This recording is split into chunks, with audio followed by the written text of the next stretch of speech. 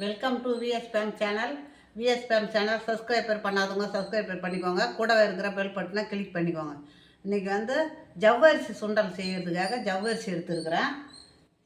இப்போ இந்த கப்பால்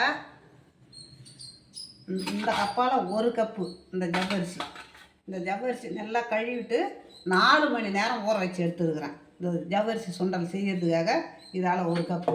அதே மாதிரி இந்த கப்பால் 1/4 கப்பு பாசிப்பருப்பு. இதை வந்து நல்லா வறுத்துன்னா நல்லா வறுக்கக்கூடாது, வாசனை வர அளவுக்கு வறுத்துட்டு இதுக்கு தகுந்த தண்ணி ஊற்றி வேக வச்சு இதை எடுத்துருக்குறேன். ஒரு 2-3 ஸ்பூனு தேங்காய் பூ, பெருங்காயம், பச்சை மிளகா, உப்பு, கறிவேப்பிலை, இதுதாங்க இதுக்கு. இப்போ நம்ம அடுப்பு பற்ற வச்சுக்கலாம்.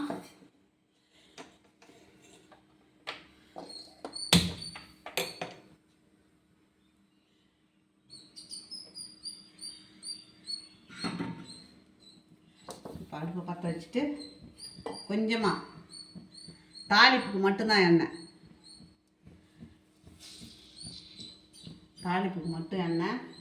அடுத்தது இந்த ஜவ்வரிசியில் வந்து எலும்புக்கு, செரிமான பிரச்சனை, உடலில் எல்லா ஆரோக்கியத்துக்கும் எல்லாத்துக்குமே நல்லதுங்க இந்த ஜவ்வரிசியை வாரத்தில் ஒரு தடவையாவது நம்ம எடுத்துக்கணும்.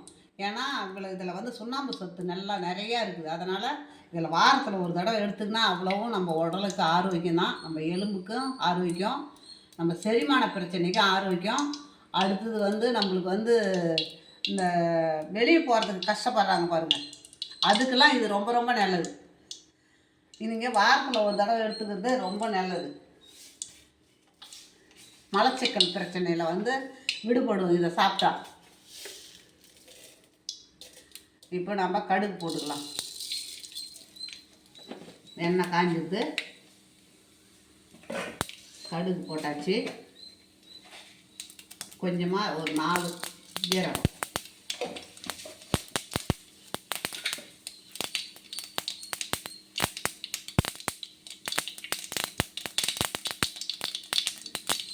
ஒரே ஒரு பச்சை மிளகா. பசங்க சாப்பிடாது, இந்த விதையெல்லாம் எடுத்துட்டு நம்மளுக்கு அந்த தோல் மட்டும்தான் முக்கியம். நம்மளுக்கு இந்த தோல் இருந்தால் போதும். உள்ளே இருக்கிற அந்த வெள்ளை தோல்லாம் அவ்வளோவா பசங்களுக்கு காரம். இப்போ அந்த பச்சை மிளகாய் போட்டுக்கலாம்.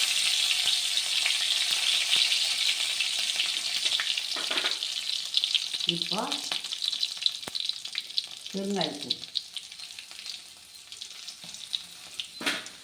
பெருங்காயத்தூள், அதுக்கு தேவையான உப்பு,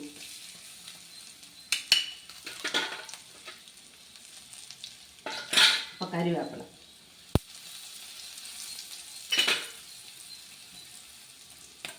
இப்போ தாளிப்பு முடிஞ்சிட்டு நம்ம இப்போ ஜவ்வரிசியை போட்டுக்கலாம்.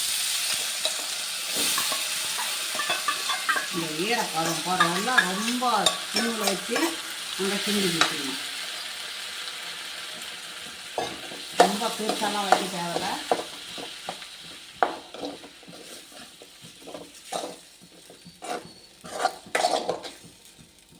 அப்படியே அந்த ஈரப்பதம் எல்லாமே சரியான பிறகு தான் நம்ம அடுத்தது பாசிப்பருப்பு போடுறோம். இப்போ பாருங்கள், நல்லா ஜவ்வரிசி நல்லா வெந்து போச்சுக்கோங்க. இது மாதிரி தான் இருக்கணும். இந்த ஸ்டேஜில் நம்ம பாசிப்பருப்பை போட்டுக்கலாம். இந்த மாதிரி பசங்களுக்கு வாரத்தில் ஒரு தடவை செய்து கொடுங்க.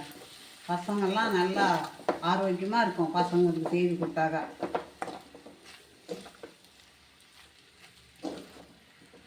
இப்போது நம்ம இதில் தேங்காய் பூ, பாசிப்பருப்பு போட்டாச்சு. இப்போ தேங்காய் பூ,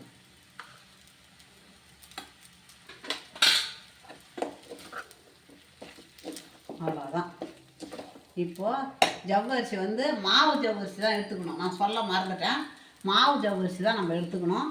இதை வந்து நம்ம வீட்டிலே தான் இருக்குது. நம்ம அதிகமாக எங்கேயும் காசு கொடுத்து வாங்க தேவையில்லை, வீட்டிலே இருக்குது. வீட்டிலே நம்ம இதை எடுத்து நம்ம ஈஸியாக செய்து நம்ம சிக்கனமான முறையில் இதை செய்யலாம். பசங்களுக்கு நம்மளுக்கு அதிகமாக இதில் வேலை இல்லை. ஐயோ நம்ம எப்படி செய்கிறது, எப்படி இதை வாங்கிறது அப்படின்ற வேலையே இல்லை. இதில் பாருங்கள், ஈஸியாக முடிஞ்சிருது பாருங்கள் வேலை. இந்த சுண்டலை செய்து பசங்களுக்கு ஸ்கூல்லேருந்து வந்த உடனே நம்ம கொடுத்துட்டோம்னா பசங்க இதை அப்படியே பசங்களுக்கு இதை சாப்பிட பிடிக்கல, இதை வெறுமனே எப்படி சாப்பிட்றதுன்னா இது கூட நாட்டு சர்க்கரை கூட கலந்து கொடுங்க பசங்களுக்கு. ஏன்னா இதில் வந்து பாசிப்பருப்புலாம் இருக்குது, இரும்பு சத்து நிறையா இருக்குது. அதனால் பசங்க அப்படியே சாப்பிட முடியலன்னா நீங்கள் நாட்டு சர்க்கரையை கலந்து கொடுங்க. அப்படி இல்லைன்னா பசங்க தானே சர்க்கரை கூட கலந்து கொடுக்கலாம். இப்போ இருக்கிற தேங்காய் பூவை போட்டுக்கலாம்.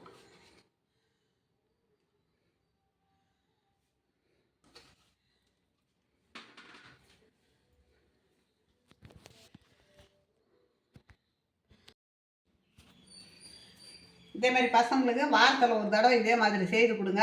அவ்வளவும் பசங்களுக்கு ஆரோக்கியமாக இருக்கும். பசங்க எந்த ஒரு தொந்தரவும் இருக்காது. நான் செய்து கொடுங்க. இது பிடிச்சிருந்ததுன்னா எனக்கு லைக் பண்ணுங்கள், கமெண்ட் பண்ணுங்கள், சப்ஸ்கிரைப் பண்ணுங்கள்.